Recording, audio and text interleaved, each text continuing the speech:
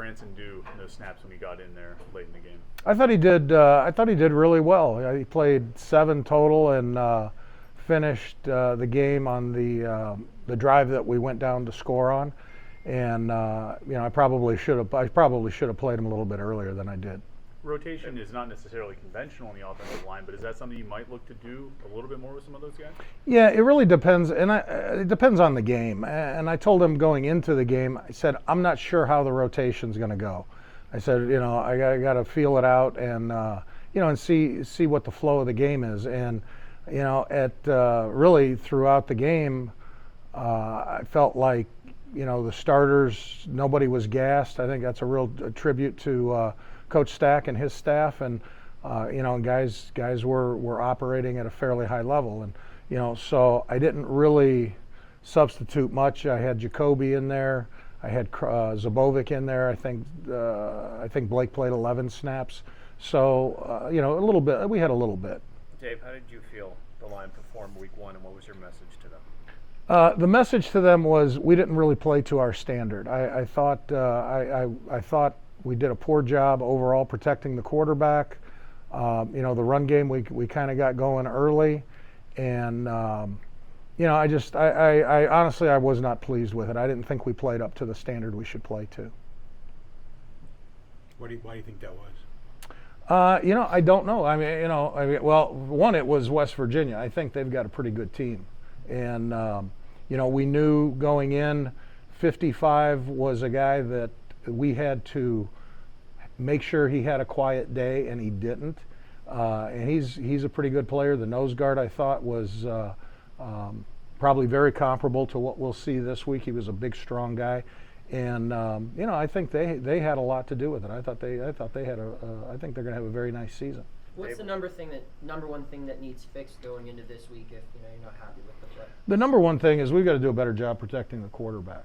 We did at times, and certainly on that last drive we did, but early in the game they hit us on some things that we've worked over and over, and even late in the game. Simple twist, simple linebacker pressure. We did not do a good job with it at all. And it's really just back to the fundamentals of the position and the fundamentals of protection, and certainly the same is true in the run game as well.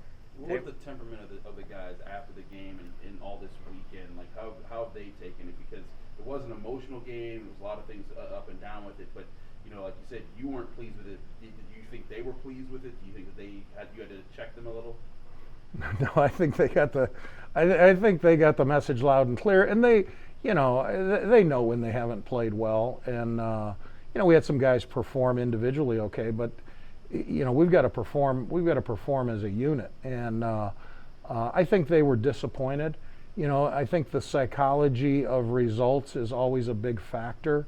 What to say to them, if you've played well but lost, what to say to them if you played poorly and won, which was certainly the case.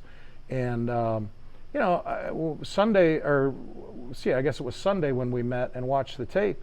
I just expressed to them that there's a standard, and we know what the standard is, and we didn't even, I would say we didn't come close.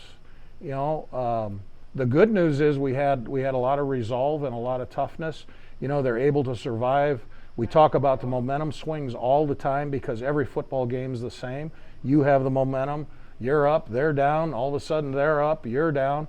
And I think, as I told them going into the game, one thing we have now, we've got a battle-hardened, tested group. So, they bounced back today. I thought we had an excellent practice, and I expect the same throughout the rest of the week. Do you think a battle like that in the opening week against a Power 5 conference opponent is valuable, or would you rather have played, a team from a mid-major conference that kind of allows for your guys to hone their skills a little bit more? Which would you have rather preferred? I'd rather play a game like that, and it makes camp easier. It keeps they're focused throughout camp, and then the days leading into the game.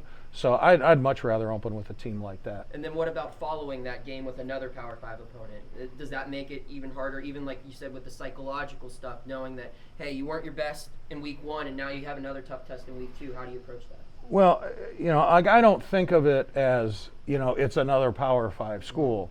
The way we approach it, it's just the next team showing up that's on the schedule.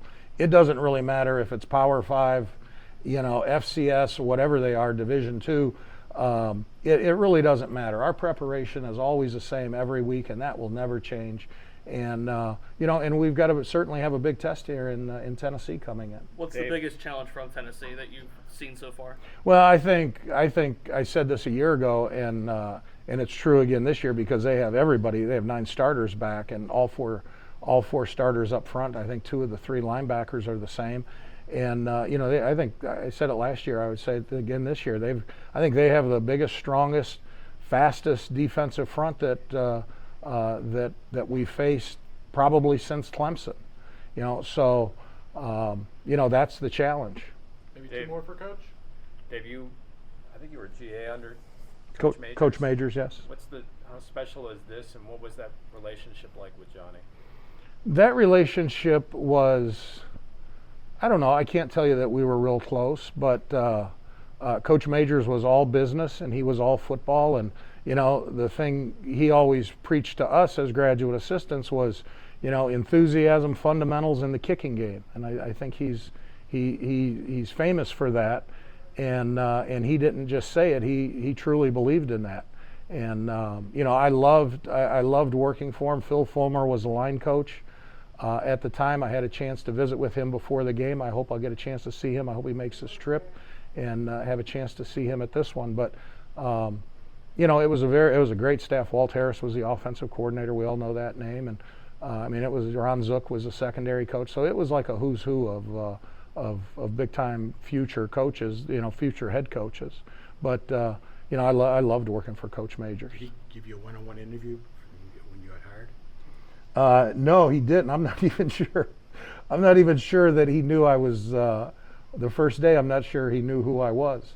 But he found out. And the thing with Coach Majors, when a play back in those days, when a play was run like in spring ball or training camp, the one thing you learn to do really fast is as soon as the play was over, everybody was in a pile, you sprinted to the pile and grabbed one of your guys and jogged them back to the huddle and coached them on the way. And you didn't want to be the guy that got caught not doing that.